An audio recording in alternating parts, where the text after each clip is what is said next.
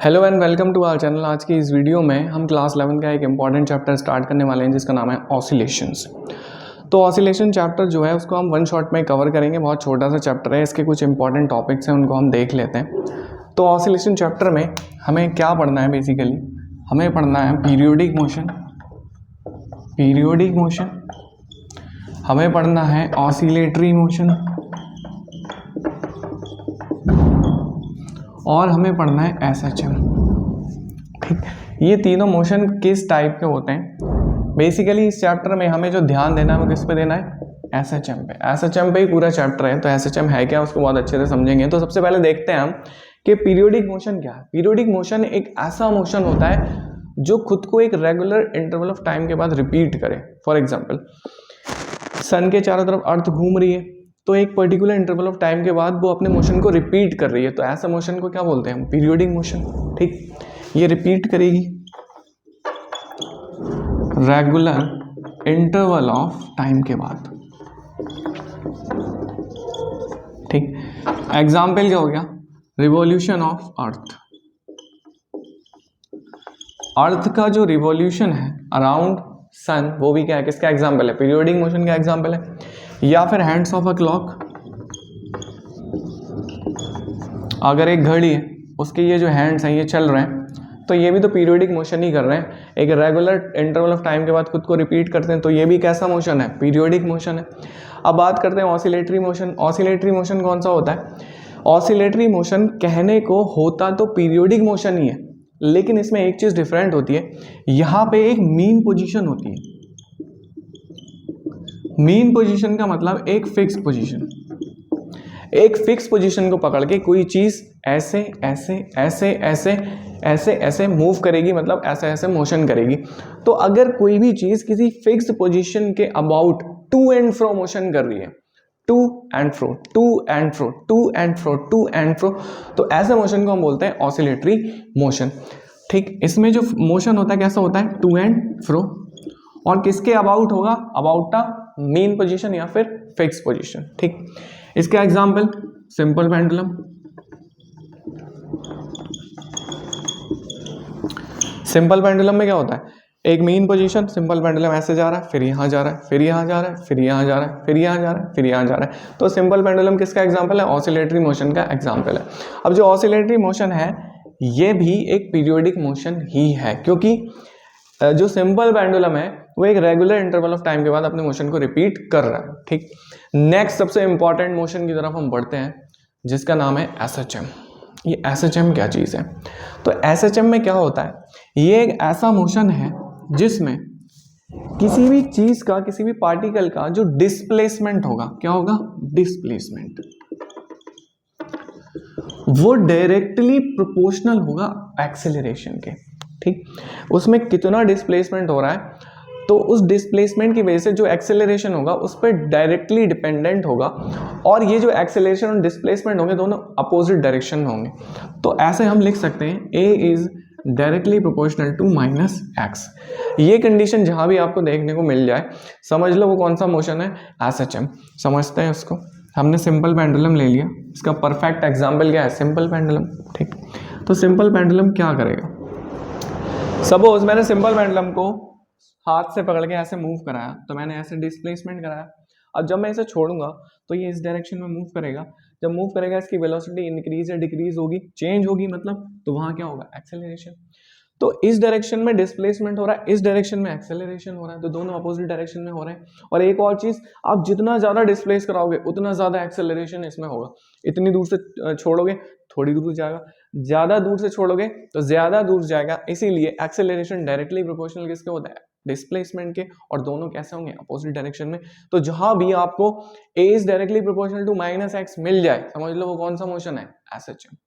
इसका एक एग्जांपल हो गया सिंपल पेंडुलम, और एक इसका एग्जांपल होता है spring mass system. Spring mass system. ठीक, तो ये दोनों बहुत इंपॉर्टेंट है। अब इस पूरे चैप्टर में हम एसएचएम ही पढ़ेंगे। ठीक है,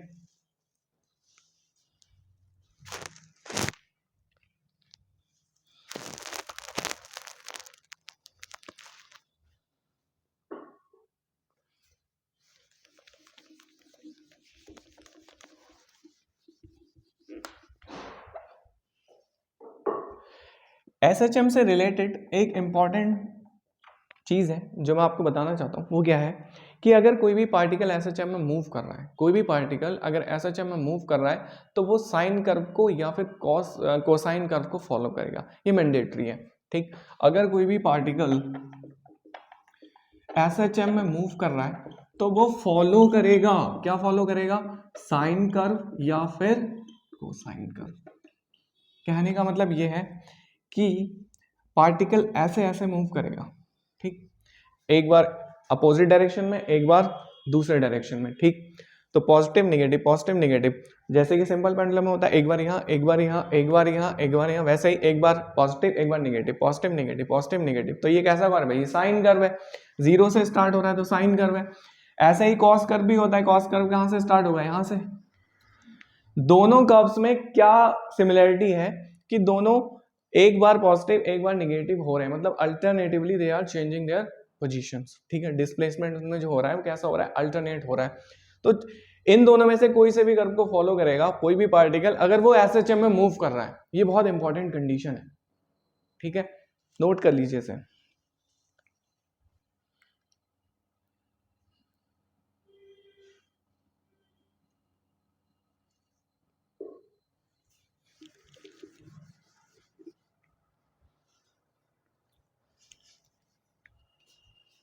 अब एसएचएम की कुछ फीचर्स हैं, कुछ कैरेक्टरिस्टिक्स हैं, उनको पढ़ लेते हैं। सबसे पहला डिस्प्लेसमेंट, कि अगर कोई पार्टिकल डिस्प्लेसमेंट कर रहा है एसएचएम में तो उसका डिस्प्लेसमेंट होगा कितना। ठीक, तो पार्टिकल ऐसे ऐसे मूव कर रहा होगा, ये क्या हो गया, एम्पलीट्यूड मैक्सिमम डिस्प्लेसमेंट। ठीक, तो जो डिस्प्लेसमेंट होगा जिसको हम एक्स से लिखेंगे, ये डिपेंड किस पे करेगा, साइन थीटा पे। साइन थीटा पे डिपेंड करेगा क्योंकि साइन कर्व को फॉलो कर रहा है। और एम्पलीट्यूड मैक्सिमम कितना है, ए, तो यहाँ पे क्या आ जाएगा, ए साइन थीटा। तो हमारे पास डिस्प्लेसमेंट का फॉर्मूला क्या आएगा, ए साइन थीटा। अब एक चीज हमने पढ़ी है, एंगुलर वेलोसिटी होती है थीटा अपॉन टाइम, तो थीटा की वैल्यू क्या आ जाएगी, ओमेगा टी। तो थीटा की जगह यहाँ पे लिख देंगे हम ओमेगा टी, तो हमें मिलेगा X is equal to A sine omega T. ये भी एक डिस्प्लेसमेंट का फॉर्मूला है। अब एक चीज और, अगर फाई इनिशियल फेस है, फाई कैसा फेस है, इनिशियल फेस, मतलब एक ऐसा एंगल है जो ओरिजिन नहीं है, हम इस पार्टिकल के डिस्प्लेसमेंट को किसी और एंगल से देख रहे हैं जो फाई है, तो यहाँ पे डिस्प्लेसमेंट का फॉर्मूला चेंज हो जाएगा, ये बन जाएगा x is equal to A sine omega T plus phi. Very important formula displacement का, x is equal to A sine omega T plus phi. ठीक, इसी से हम वेलोसिटी भी निकाल सकते हैं, velocity of particle in SHM. हमें पता है v क्या होता है, v होता है dx अपॉन dt। ठीक, तो x हमें पता है, इसको डिफरेंशिएट कर दो विद रिस्पेक्ट टू t, तो लिख सकते हैं d over dt a sign omega T plus five, omega T plus five. Differentiate करो, a कांस्टेंट, साइन एक्स का डिफरेंशिएशन जैसे x मान लो, साइन एक्स का डिफरेंशिएशन cos x, तो ये आ जाएगा cos omega T plus five. उसके बाद ओमेगा टी प्लस फाइव का डिफरेंशिएशन क्या होगा, ओमेगा टी का ओमेगा और फाइव का जीरो, कांस्टेंट है, तो एक ओमेगा और आ जाएगा। फाइनली हमें वेलोसिटी मिल जाएगी v is equal to A omega cos omega T plus five. ये हमें वेलोसिटी का फॉर्मूला मिल गया। ठीक, डिस्प्लेसमेंट का formula a sine omega T plus five, velocity का a omega cos omega T plus five.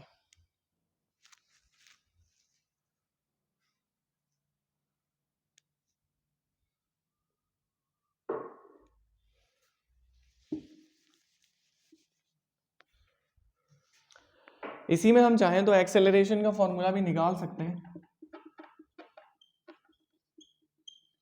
Acceleration हमें पता है ए क्या होता है, ए होता है डीवी ओवर dt। ठीक, तो v मुझे पता है यहाँ से, तो यहाँ पे मैं लगा दूं d ओवर dt, v की वैल्यू लगा दो a omega cos omega T plus five. Again a constant है, cos x का डिफरेंशिएशन क्या होता है, माइनस साइन x, तो यहाँ पे आ जाएगा minus sign omega T plus five.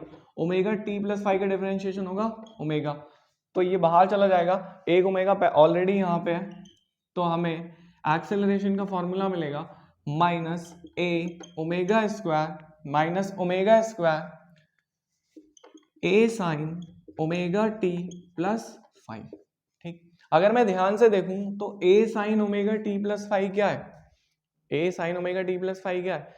Displacement. तो इसकी जगह पे मैं एक्स लिख सकता हूं, तो मुझे एक्सेलरेशन मिल गया माइनस ओमेगा स्क्वायर एक्स। ठीक, ध्यान से देखूं तो यहाँ पे अगर रिलेशन देखूं ए और एक्स में, तो ए डायरेक्टली प्रोपोर्शनल है एक्स के और अपोजिट डायरेक्शन में भी है। इसका मतलब ये क्या है? एसएचएम। ठीक, तो ये हो गया डिस्प्लेसमेंट, वेलोसिटी, एक्सेलरेशन, तीनों फॉर्मूले बहुत इंपॉर्टेंट।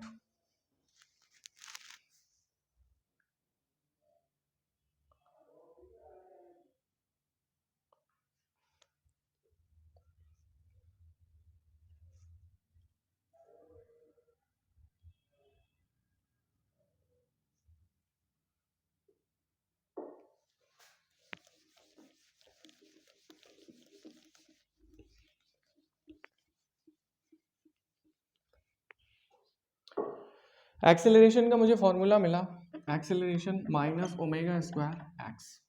ठीक, न्यूटन के सेकंड लॉ से मुझे पता है F is equal to m, तो ए की वैल्यू क्या हो जाएगी? F upon m.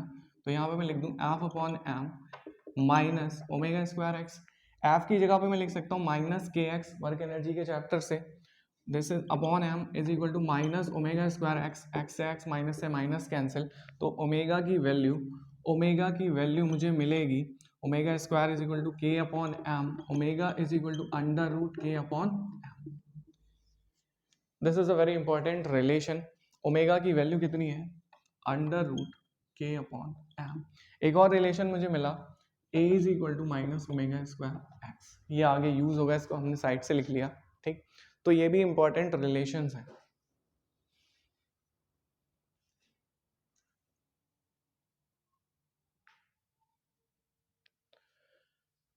एक और चीज, अगर कोई पार्टिकल एक सिंगल वेव को कंप्लीट कर रहा है, मतलब एक सिंगल राउंड लगा रहे हैं ऐसे करके, एक बार पॉजिटिव एक बार निगेटिव, तो यहाँ से यहाँ जीरो से ये हो गया पाई, हो गया 2 पाई। ठीक, सपोज एक चक्कर लगाने में इसको जो टाइम पीरियड लग रहा है वो टी, तो एंगुलर वेलोसिटी की वैल्यू क्या हो जाएगी? Theta upon time. थीटा की वैल्यू 2 पाई और टाइम की वैल्यू टी, तो ओमेगा की वैल्यू मुझे क्या मिली? 2 पाई अपॉन टी। एक और फॉर्मूला मिला मुझे, omega is equal to 2 pi upon T.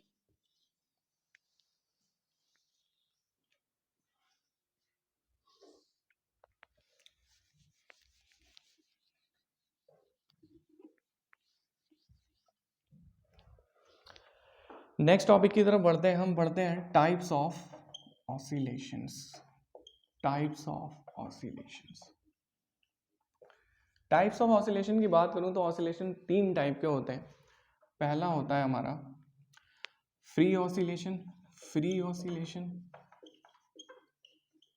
दूसरा होता है हमारा डैम्प्ड ऑसिलेशन। तीसरा होता है हमारा फोर्स्ड ऑसिलेशन।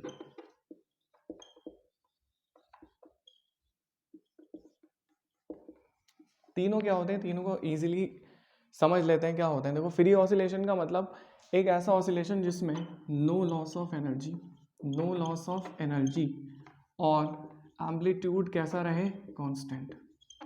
एक ऐसा ऑसिलेशन जिसमें एनर्जी का कोई भी लॉस ना हो और एम्पलीट्यूड कांस्टेंट रहे, ऐसे ऑसिलेशन को बोलते हैं हम फ्री ऑसिलेशन। ठीक, समझते हैं। ये मैंने मीन पोजीशन बना ली। ठीक, तो अगर एक ऐसा ऑसिलेशन मैं बनाऊं जिसमें एम्पलीट्यूड कम नहीं हो रहा, ठीक, और एम्पलीट्यूड कांस्टेंट भी है और इसमें कोई भी एनर्जी का लॉस नहीं हो रहा, तो ये कैसा ऑसिलेशन हो गया? Free oscillation. ऐसे ऑसिलेशन रियल लाइफ में बिल्कुल भी एग्जिस्ट नहीं करते। ठीक, ऐसी कोई भी चीज नहीं है कि आप उसे ऐसा करके हिला दो वो ऑसिलेट करती रहे, तो वो लाइफ टाइम ऑसिलेट करती रहेगी। उसकी स्पीड पहले ज्यादा होगी, कम होगी, कम होगी, फिर रुक जाएगी, लेकिन ऐसा कभी भी नहीं होगा कि इसका एम्पलीट्यूड हमेशा सेम रहे। तो फ्री ऑसिलेशंस रियल लाइफ में एग्जिस्ट नहीं करते हैं मोस्टली। ठीक, डैम्ड ऑसिलेशंस क्या होते हैं? डैम का मतलब होता है डिक्रीज करना। ठीक, तो ऐसे ऑसिलेशन जिसमें लॉस ऑफ एनर्जी तो हो, साथ में एम्पलीट्यूड डिक्रीज करे। ठीक, एनर्जी भी लॉस हो रही है, एम्पलीट्यूड भी डिक्रीज कर रहा है, तो एक टाइम के बाद क्या होगा? ऑसिलेशन बंद हो जाएगा। समझते हैं ग्राफ कैसा बनेगा? पहले एम्पलीट्यूड ज्यादा कम, ज्यादा कम, ज्यादा कम, कम कम कम कम, जीरो। ठीक, तो एम्पलीट्यूड पहले तो बहुत ज्यादा था, फिर कम हुआ कम हुआ कम हुआ और जीरो हो गया, मतलब डैम्प हो गया। तो ऐसे ऑसिलेशन को बोलते हैं डैम्प्ड ऑसिलेशन। एग्जांपल से समझ सकते हो, अगर कोई बर्तन है आपके पास जिसमें खाना बनाते हो, उसको आप ऐसे हिला दो तो पहले वो ऑसिलेट करता रहेगा, फिर धीरे धीरे ऑसिलेट करेगा और एक टाइम पे आकर रुक जाएगा। ठीक, तो वो कैसा हो गया एग्जाम्पल, डैम्प्ड ऑसिलेशन का एग्जाम्पल। अब बात करते हैं हम फोर्स्ड ऑसिलेशन की, क्योंकि ना तो फ्री ऑसिलेशन हमारे काम का, ना ही डैम्प्ड ऑसिलेशन काम का है। हमारे काम का क्या चीज है कि हम किसी चीज को ऑसिलेट कराएं, वो करती रहे, ठीक, करती रहे। तो ऐसा क्या करेंगे, इन दोनों का कॉम्बिनेशन बनाते हैं। कॉम्बिनेशन कैसे बनाया, हमने एक्सटर्नल एनर्जी सप्लाई की, एक्सटर्नल एनर्जी को सप्लाई किया रेजोनेंस में, किसमें, रेजोनेंस में, और वो चीज ऑसिलेट करने लगी। Perfect example simple pendulum, simple pendulum perfect example. Simple pendulum ऐसा नहीं है कि अपने आप चल रहा है, उसको हम बैटरी से एनर्जी प्रोवाइड कर रहे हैं, इसीलिए वो चल रहा है। तो बैटरी से जो एनर्जी प्रोवाइड कर रहे हैं वही तो एक्सटर्नल एनर्जी है, जिसको हमने रेजोनेंस में प्रोवाइड किया है, और वो ऑसिलेशन कराई जा रही है। कैसा ऑसिलेशन, एसएचएम वाला। तो ये कैसा ऑसिलेशन हुआ, फोर्स्ड ऑसिलेशन, जिसमें हम बाहर से एनर्जी सप्लाई कर रहे हैं। ठीक, तो ऐसे ऑसिलेशन हमारी लाइफ में बहुत ज्यादा काम में आते हैं, फिजिक्स में बहुत ज्यादा काम में आते हैं, बहुत सारे एक्सपेरिमेंट्स में काम में आते हैं।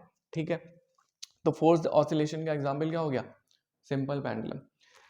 अब एक चीज यहाँ पे मैंने लिखवाई है, रेजोनेंस। रेजोनेंस का क्या मतलब है कि आप जो एनर्जी प्रोवाइड करोगे वो रेजोनेंस में प्रोवाइड करोगे। कहने का मतलब है कि अगर आपने मेले में देखा होगा जो नाव वाला झूला होता है, ठीक, तो उसको अगर मैं रस्सी से बांध के चलाऊं, तो अगर झूला ऐसे जाएगा तो मैं रस्सी ढीली करूंगा, फिर रस्सी को खींच दूंगा, ठीक, फिर रस्सी ढीली करूंगा, फिर रस्सी को खींच दूंगा। तो अगर ध्यान से देखो, जिस डायरेक्शन में झूला जा रहा है उसी डायरेक्शन में मेरा हाथ जा रहा है। ठीक, दोनों चीजें सेम डायरेक्शन में चल रही है, तो दोनों की फ्रीक्वेंसी सेम हुई कि नहीं। तो जब दोनों की फ्रीक्वेंसी सेम हो जाए, एनर्जी की भी और जो पार्टिकल ऑसिलेट कर रहा है उसकी भी, तो उसको उस कंडीशन को बोलते हैं हम रेजोनेंस। और ऐसे ऑसिलेशन को क्या बोलते हैं हम, फोर्स्ड ऑसिलेशन। ठीक है, ये हो गए हमारे 3 टाइप के ऑसिलेशंस।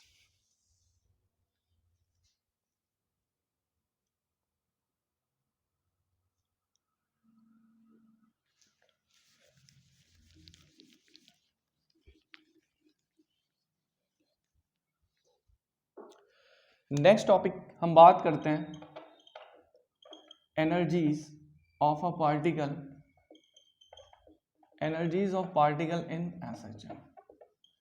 एसएचएम में जो भी पार्टिकल चल रहा है उसकी कौन कौन सी एनर्जी होगी। तो एनर्जी वही होगी, काइनेटिक एनर्जी, पोटेंशियल एनर्जी और टोटल एनर्जी। इन तीनों को देख लेते हैं। ठीक, सबसे पहले हम बात करते हैं काइनेटिक एनर्जी की।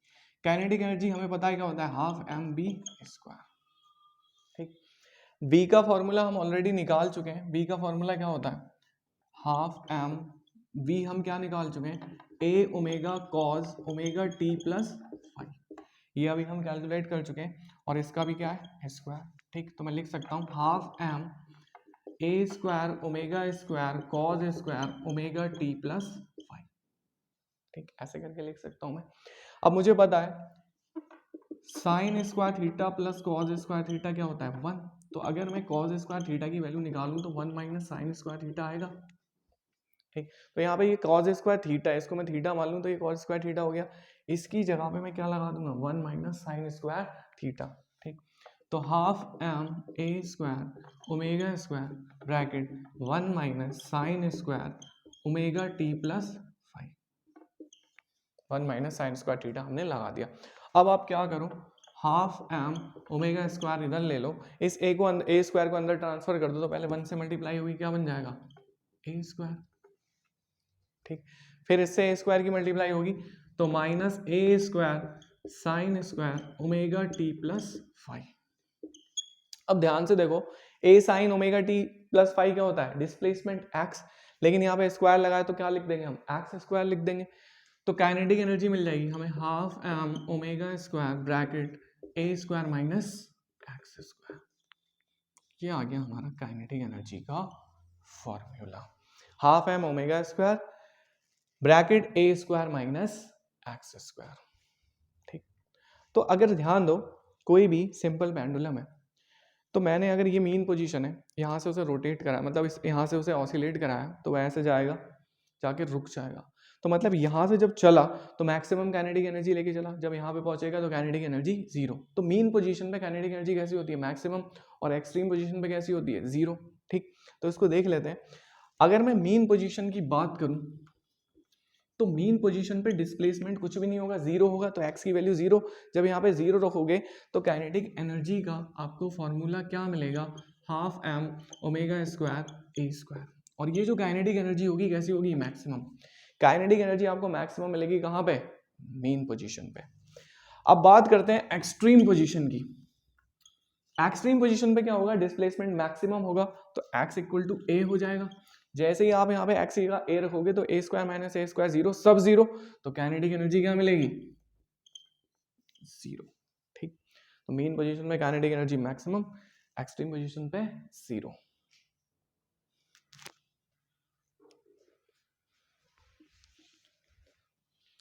अब बात कर लेते हैं हम पोटेंशियल एनर्जी की। ठीक, potential energy of a particle in SHM. ठीक, पोटेंशियल एनर्जी का फॉर्मूला हम पढ़ चुके हैं, क्या होता है, हाफ के एक्स स्क्वायर, हाफ के एक्स स्क्वायर।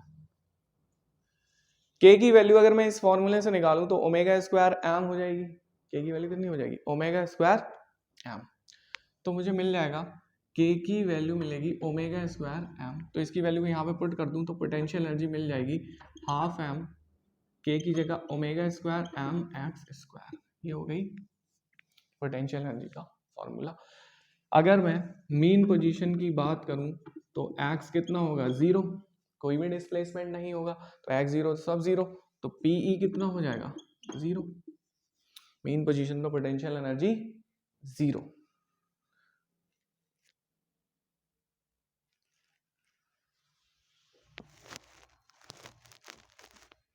ठीक है, मेन पोजीशन पे पोटेंशियल एनर्जी कैसे होगी, जीरो, क्योंकि काइनेटिक एनर्जी कैसी होती है, मैक्सिमम। अब हम बात करें एक्सट्रीम पोजीशन की, तो एक्सट्रीम पोजीशन पे एक्स की वैल्यू होती है ए, तो मुझे पोटेंशियल एनर्जी का क्या फॉर्मूला मिलेगा, पोटेंशियल एनर्जी का मिलेगा half m omega square m a square, और ये पोटेंशियल एनर्जी मैक्सिमम होगी। तो एक्सट्रीम पोजीशन पे पोटेंशियल एनर्जी कैसी होती है, मैक्सिमम, मेन पोजीशन पे जीरो। ठीक, तो ये दोनों इंपॉर्टेंट फॉर्मूले हैं काइनेटिक एनर्जी के और पोटेंशियल एनर्जी के। अब अगर हम बात करें टोटल एनर्जी की, तो टोटल एनर्जी क्या होती है, K E plus P, kinetic energy plus potential energy. तो काइनेटिक एनर्जी कितनी है, काइनेटिक एनर्जी है half m omega square bracket a square minus x square plus potential energy कितनी आई, half m omega square a square. ठीक, अगर अंदर multiply करोगे तो ये एक्स स्क्वायर वाली टर्म आएगी और ए स्क्वायर वाली टर्म आएगी। ठीक, half m omega square a square minus x square plus half m omega square, ये जो वैल्यू है ये एक्स स्क्वायर है। ठीक, तो माइनस एक्स स्क्वायर वाली टर्म एक आएगी और ये प्लस एक्स स्क्वायर वाली टर्म है, तो ये दोनों कैंसिल हो जाएंगी। तो फाइनली हमें टोटल एनर्जी का फॉर्मूला क्या मिलेगा, टोटल एनर्जी मिलेगी half m omega square a square, and this total energy of particle will be constant.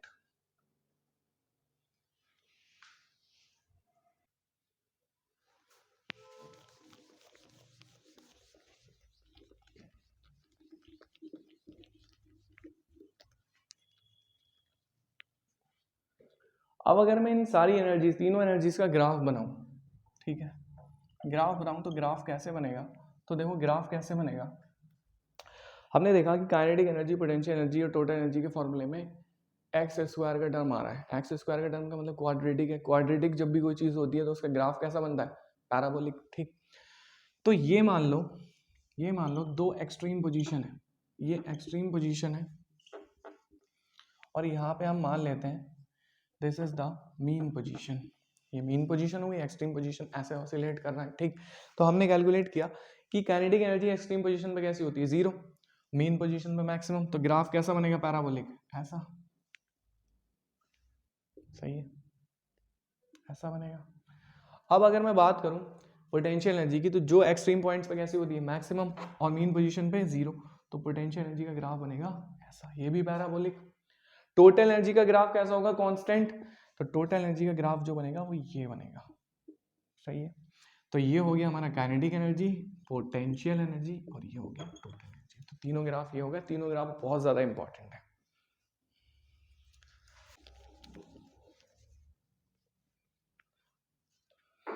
अब हम इस चैप्टर के बहुत इंपॉर्टेंट टॉपिक की तरफ बढ़ने वाले हैं जिसका नाम है time period of a simple pendulum. किसी सिंपल पेंडुलम का टाइम पीरियड हमें निकालना है कि कितने टाइम में वो ऑसिलेट कर रहा है।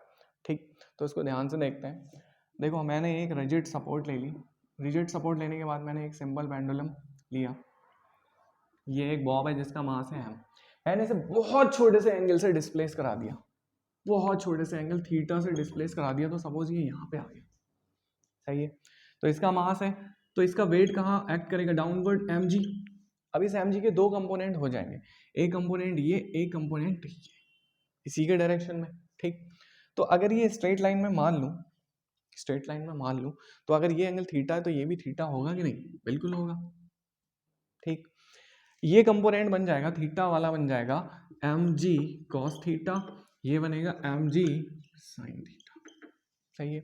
अब मान लूँ मैं इतना ये डिस्प्लेस कर रहा है, तो ये डिस्टेंस ले लूँ मैं x और इसकी लेंथ को मैं मान लूँ l। ठीक है, तो मास m था, इतना डिस्प्लेस करके x डिस्टेंस पर डिस्प्लेस करके क्या आ गया, ये यहाँ पे आ गया। इसके दो कंपोनेंट हो गए। यहाँ पे एक फोर्स लग रही होगी, टेंशन। ठीक, देख लेते हैं। ये जो टेंशन वाली फोर्स है ये mg cos थीटा को कैंसिल कर देगी, खत्म। तो ये जो ऑसिलेट कर रहा है सिर्फ mg sin थीटा की वजह से तो ऑसिलेट कर रहा है, इसने इसको कैंसिल कर दिया, t ने, टेंशन ने। तो mg sin थीटा की वजह से ये ऑसिलेट कर रहा है। तो नेट फोर्स जो होगी हमारी, F नेट जो होगी वो कितनी होगी, mg sin थीटा। ठीक, न्यूटन के सेकंड लॉ से F is equal to ma, तो यहाँ पे लिख सकते हैं हम ma is equal to mg sin theta. m से m कैंसिल, तो a की वैल्यू आ गई g sin थीटा। ठीक, a की वैल्यू मैं ऑलरेडी निकाल चुका हूँ, कितनी है, a is equal to minus omega square x. तो यहाँ पे हम पुट कर देंगे omega square x is equal to g sine theta. अच्छा, एक चीज और, ये जो एंगल है थीटा ये बहुत छोटा है, और जब कोई एंगल बहुत छोटा हो तो आप साइन थीटा की वैल्यू को उसके इक्वल लिख सकते हो, मतलब साइन थीटा को थीटा लिख सकते हो अगर एंगल बहुत छोटा है, या फिर आप टेन थीटा को भी थीटा लिख सकते हो अगर एंगल बहुत छोटा है। ठीक, तो अगर थीटा इज वेरी स्मॉल तो आप लिख सकते हो sine theta is equal to theta या फिर टेन थीटा, मतलब इन दोनों को थीटा के इक्वल लिख सकते हो। तो थीटा यहाँ पे बहुत छोटा है, तो it will be equal to omega square x is equal to g theta. मैंने साइन थीटा की जगह पे क्या लिख दिया, थीटा। अब एक चीज, ये जो थीटा है, थीटा क्या होता है, थीटा होता है arc upon radius. Theta arc upon radius, arc कितनी है एक्स, रेडियस कितना है एल, तो इसको लिख सकते हैं हम एक्स अपॉन एल। तो थीटा की जगह पे क्या लिख दूं मैं, x upon L. Omega square x is equal to g x upon L, x से एक्स कैंसिल। ठीक, ओमेगा की जगह पे लिख सकता हूं मैं, ओमेगा की जगह पे लिख सकता हूं मैं 2 पाई अपॉन टी। ठीक, तो ये हो जाएगा 2 पाई अपॉन टी का square is equal to g by L. तो अगर मैं t की वैल्यू निकालूं मुझे मिलेगा 2 pi under root l upon g. ये आ गया टाइम पीरियड सिंपल पेंडुलम का। अब एक चीज यहाँ पे गौर करने वाली क्या है कि ये जो टाइम पीरियड है ये मास पे डिपेंड नहीं कर रहा है, बॉब के मास पे डिपेंड नहीं कर रहा है। इसका मतलब ये हुआ कि कितना ही बड़ा बॉब ले लो सेम टाइम पीरियड पे ही ऑसिलेट करेगा, चाहे इतना बड़ा लो, चाहे इतना बड़ा लो, चाहे इतना छोटा ले लो, मास पे डिपेंड कर ही नहीं रहा। दूसरी बात, ये जो टाइम पीरियड है ये थीटा पे भी डिपेंड नहीं कर रहा है। अगर आप इतने थीटा से छोड़ोगे या फिर इतने थीटा से छोड़ोगे तो सेम टाइम में ही ऑसिलेशन होगा। तो इसमें ये बहुत इंटरेस्टिंग चीज है कि टाइम पीरियड जो है सिंपल पेंडुलम का वो मास या थीटा पे डिपेंड नहीं करेगा। किस पे डिपेंड करेगा, लेंथ ऑफ स्ट्रिंग पे और एक्सेलरेशन ड्यू टू ग्रेविटी पे। मतलब अगर आप सिंपल पेंडुलम को चांद पे ले जाते हो, मून पे, तो वहां जाके हो सकता है कि टाइम पे थोड़ा सा फर्क पड़ जाए। ठीक, तो t is equal to 2 pi l upon g, बहुत इंपॉर्टेंट फॉर्मूला है, नोट कर लीजिए इसको।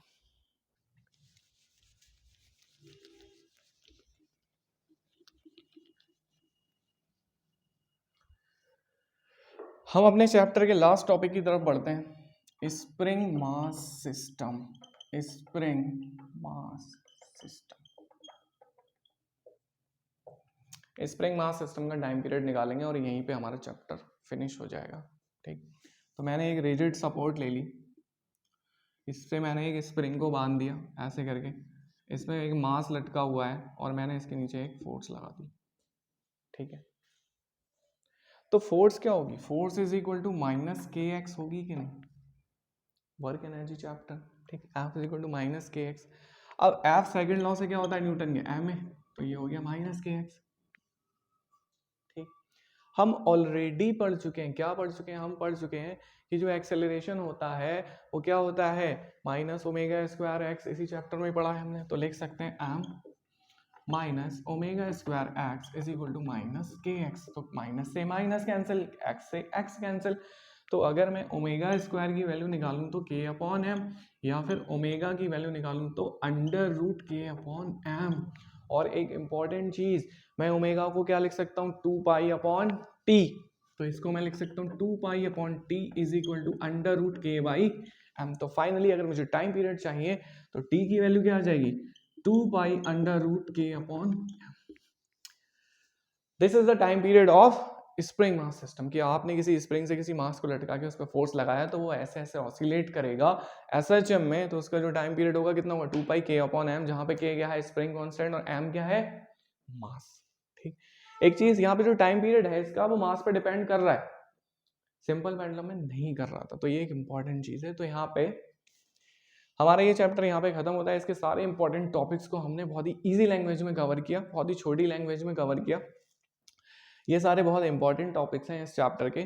तो इस चैप्टर का जो वन शॉट है वो खत्म हो चुका है। तो guys, if you still haven't subscribed our channel then please do subscribe it, share this video, like this video. Thank you very much for paying your kind attention.